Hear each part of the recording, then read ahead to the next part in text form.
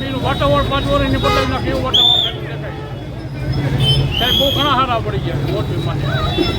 તો જનતાને સમજવાનું છે પછી કામગીરી સાહેબની બહુ સારી આમ એ ઘણા સારા ઉપયોગી સાહેબ છે. આવા સાહેબ મળવાનું મુશ્કેલ છે. કોઈ દીકરી આવા સાહેબ આવ્યા નથી. પહેલાં અધિકારી આવ્યા.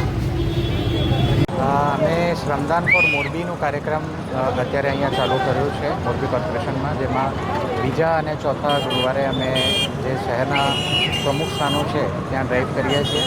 ગયા મહિને અમે મચ્છુ રિવર ક્લિનિંગની ડ્રાઈવ કરી હતી અને આજે નગર દરવાજાને ડ્રાઈવ કરીએ છીએ. આગામી સમયમાં બીજા પણ જે પ્રમુખ સ્થાનો છે ત્યાંની ક્લિનિંગની ડ્રાઈવ યોજાશે.